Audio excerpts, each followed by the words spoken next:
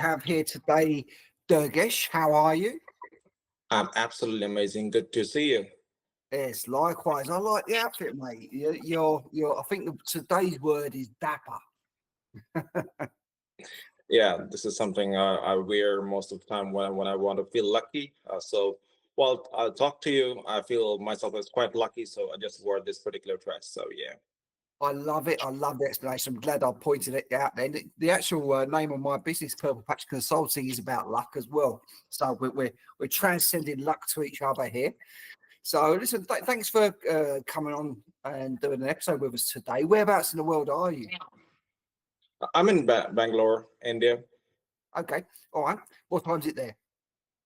Well, it's about 9:34 a.m. in the morning. So All right. So we're your breakfast today. We like that. And tell us a bit about yourself. You and I haven't met before, so it's not just the listeners; it'd be myself as well who are getting to hear who you are. right. Well, I was born in one of the small city of India called Jharkhand, and there's one of the steel factories out there. My father used to work in that steel factory as an engineer. I did my schooling from there. Of course, everyone has to move out from the small city to the big city to for the higher education and the work. So I did move to Delhi to do my education, and then I started working there too with the HCL technologies. And well, things which has started trending in India was the BPO and tech support thing, which has started in India back in 2004, three. So that's when I started working actually. I did work in tech support earlier for 1 year with FPL Technologies for SPC Yahoo process, which was again US based. Um, then again, I moved to Pune to work with the Microsoft server support. So Microsoft had a few specialties like setup and performance and Active Directory. So I was working with the small business servers with all the specialties together. So I had, I was able to talk to a lot of network admins and administrators to resolve their issues. And again, up and down comes in everyone's life. So I had my health issues. I had to stay back. Well, I came back to Bangalore, which is again called the Silicon Valley of India, to start my work after my marriage here. And I work for again. I'm fortunate enough to work for the big, big brand companies. Like I started working again with the IBM. I worked with them for some time, and then Hewlett Packard for laptop support. And I was working as a supervisor. And then again, I worked with the Next Healthcare for upgrade advisor. So I was taking care of entire task. So it's similarly like Microsoft. Microsoft, those issues can be solved like 10 minutes or 15 minutes. You have to sit for almost 10 straight hours or 12 straight hours to fix at any particular issue. So even in this Next Healthcare, we had to upgrade their database. So I had to sit for almost 10 hours, 12 hours of time, and starting with the with stopping services to stopping jobs and taking backup, upgrading database, enabling jobs and enabling services to running jobs to see if there are any errors, and if there are any errors that'll be taken care of to fix those issues. Again, to restore database. So that's a tech part.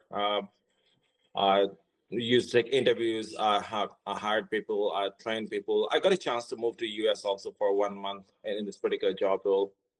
So I was there for 1 month, and I was trained on new products, which I came back to Bangalore and trained my fellow members, co-workers with the new technologies, which I did got trained on. And then I worked with Equinity for, which is like a UK-based banking company, as a lead I was taking care of two locations, the Bangalore and Chennai, as a shift lead.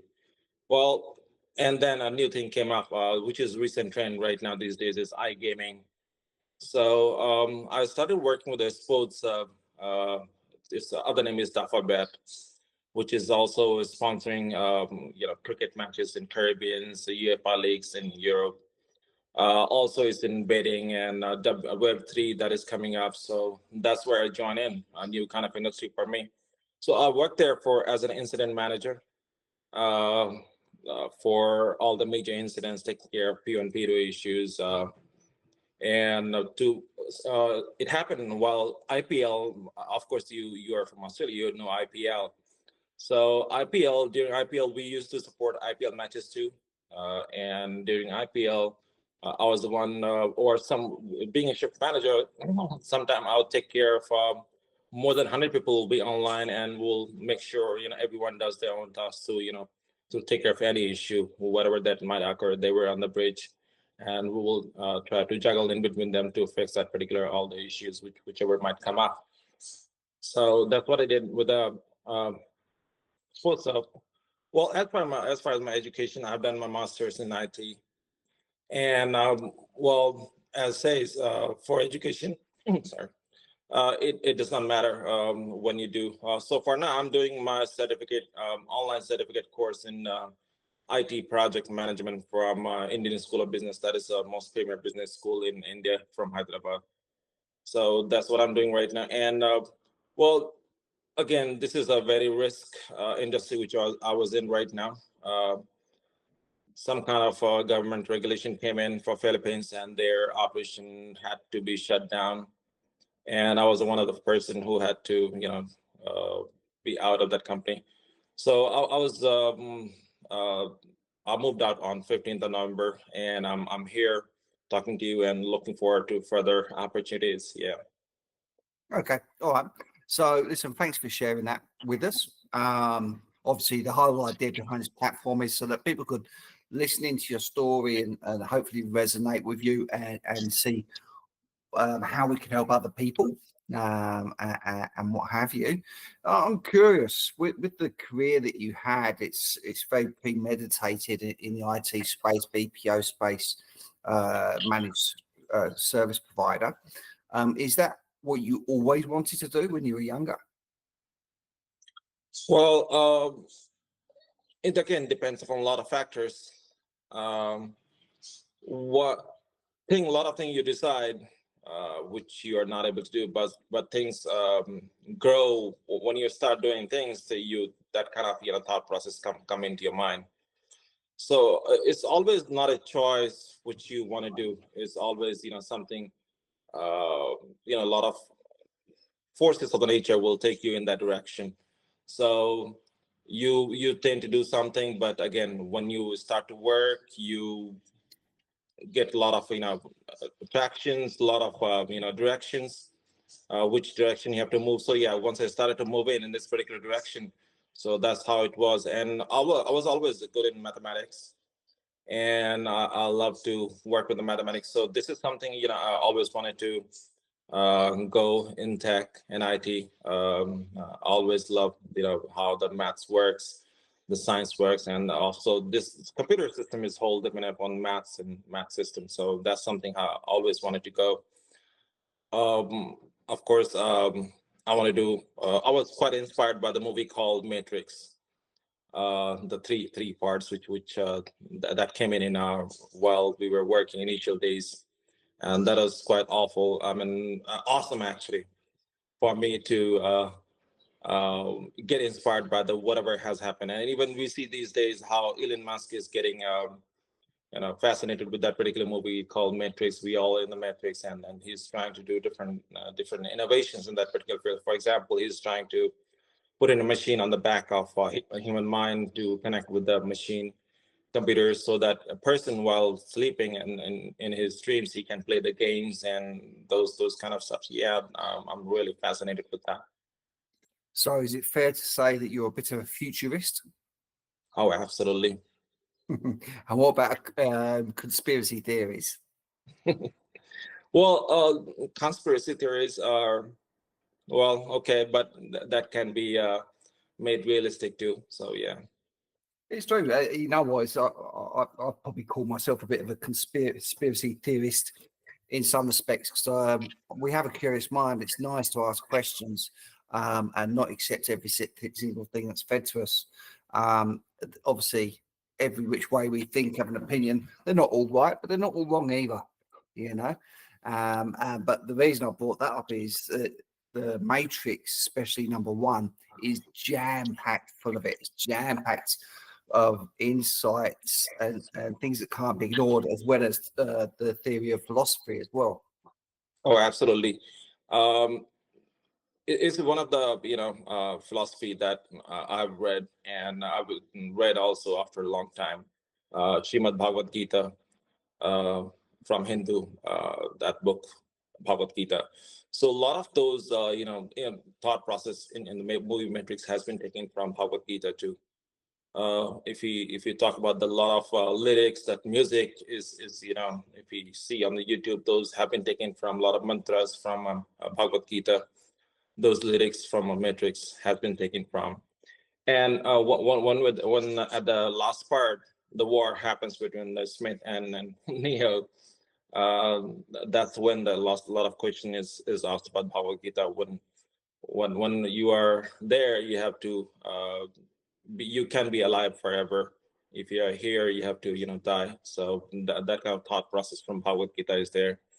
So yeah, it's quite inspired, and I really love that to connect. When I did not read that Bhagavad Gita earlier, but again in the last 6 months or so, I got the time to read that. So when I was trying to connect again, it was awesome to think of that whatever I saw earlier.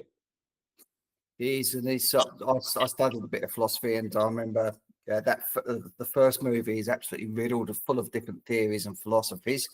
And one of the things that I couldn't ignore when it was pointed out, and if you get the chance, if you don't know this already, or anybody listening, is when they have Neo, when he's still in denial. So in the first episode, I think the first movie, and they get him in the police cell. I don't know if you remember that scene, and it's when his mouth closes over. Yeah, so that's the first time. If you don't know what's happening, it goes a bit weird.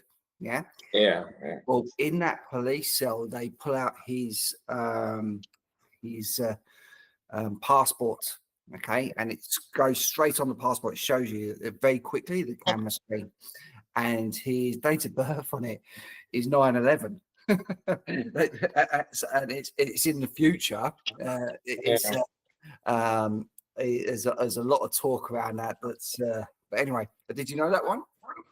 Yeah, well, actually, I'm on Twitter also. So a lot of people keep on finding that, and it's again how things are connecting with each other, with the further events in the which are happening, and well, we don't know what's going to happen tomorrow or today. So yeah, everything is connecting back, and yeah, it's quite fascinating actually. Anyway, so talking about connections, obviously you've worked for international Die. So that kind of thought process from Bhagavad Gita is there. So yeah, it's quite inspired, and I really love that to connect. When I did not read that Bhagavad Gita earlier, but again in the last 6 months or so, I got the time to read that. So when I was trying to connect again, it was awesome to think of that whatever I saw earlier. I studied a bit of philosophy, and I remember the first movie is absolutely riddled full of different theories and philosophies. And one of the things that I couldn't ignore when it was pointed out, and if you get the chance, if you don't know this already, or anybody listening, is when they have Neo, when he's still in denial. So in the first episode, I think the first movie, and they get him in the police cell. I don't know if you remember that scene, and it's when his mouth closes over. Yeah, so that's the first time. If you don't know what's happening, it goes a bit weird. Yeah. Yeah. Well, in that police cell, they pull out his passport. Okay, and it goes straight on the passport. It shows you very quickly the camera screen, and his date of birth on it is 9/11. And it's in the future. There's a lot of talk around that. But anyway, did you know that one? Yeah, well, actually, I'm on Twitter also. So a lot of people keep on finding that, and it's again how things are connecting with each other, with the further events in the which are happening, and well, we don't know what's going to happen tomorrow or today. So yeah, everything is connecting back, and oh yeah, it's quite fascinating actually. Anyway, so talking about connections, obviously you've worked for international conglomerates. You've been invited over to the States for a period of time. We're in a world economy, okay? In your experience, how's the world receiving India and workers from India into the world economy? Well, we see a lot of noise on X regarding these days regarding H-1B visa and a lot of factors. But that's I believe that's only outer part, the noise of outside part. When we go internally, people work in different fields. Technically, those people who work really they don't talk actually. They just work.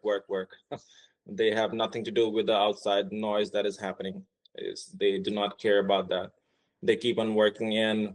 Well, there are people everywhere who are very outspoken, who are very silent, who are very understanding. There are different kind of people everywhere.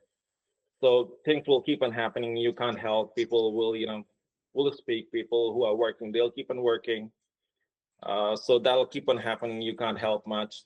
Yeah, thought process is happening. Well, when I was in U.S. and I was traveling to Philadelphia to New York in a bus, and people were absolutely amazing. They were quite fascinated, and they were talking very positive manner with me. I did not feel in any way odd thing with them at all. So while I was sitting in one seat, there was other guy who was sitting in another. He was a rocket scientist, and I was carrying a Sony camera. He said even I have those, and we spoke quite amazingly, quite fascinatedly, and with each other, and while on the way through to New York, and everyone was quite amazing. People were smiling with me in front of me, and I never felt anything odd while I was traveling to US. Yeah, it was absolutely amazing. Well, I see people who are talk, make a lot of noise only online. I don't see them in real world. Anyone talking in different way. So it's a bit like what we're talking about the Matrix again now. So which one's the real world? So okay, all right. And what would be your advice for people that are wanting to start their career in the space that you're in? Well, they can start the career in tech support. Um, well, I would say initially while they are studying, or while they are initial stage of your studies or colleges, they can of course go into this field. But if they feel like working in high tech or something, they have to go in deeper technology rather than AI ML. And I started working while I was in college itself because I wanted to support myself financially too. And you can do that. That was easy job for me to get at that particular time. There were not many tech opportunity at that time. So right now things have changed a lot. There are a lot of opportunities there. So if I want to advise anyone to go into tech support, they would not take my advice right now. I would say Yeah. because a lot of things have changed, the opportunities have changed. So they may not want to go in the field where I was in right now. I believe that today's generation are more smarter. They have they want to work in deep technology. Well, I've been working with a few of the new guys also who are everyone wants to start their own new startup, and I'm actually working with the three of the new startup actually, not in a traditional way, but yeah, I'm advising them. So one of them is in India who are in esports niche, and that's where we are stage where we are looking for pre-seed funding stage. The product is there, the basic is there, but we need people. He needs funds to develop that particular product and marketing. So that's where I'm advising them right now, trying to talk with the different clients. And I'm working with one of the Japanese startups, and also, well, both of these guys are just 23-year-old, and they have passion for work. They want to work every day in and out like crazy. I would say more than me.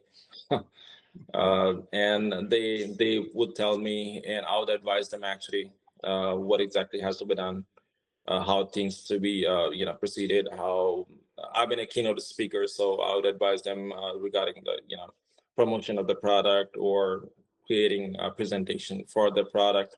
I'm doing the online AI research. One of the things that we are researching is how to connect the AI with the DAO, with the blockchain technology in traditional areas like industry like finance, construction, manufacturing. Well, this is happening right now in cryptocurrency only as of now, but we want to put it in traditional industries like manufacturing and construction. So that's why we are looking forward to. As for advising for the tech support, if you're studying right now in your life, if you want to support your finances, you can join tech support. You can do that, but if you want to go deeper in technology, yeah, I would recommend to go get trained and try for more deeper technology, or try to go for your own startup. Yeah. And is it okay for you to share the name of those two startups that you're advising? I'm sorry. Is it okay to share the name of the two startups that you're working with at the moment?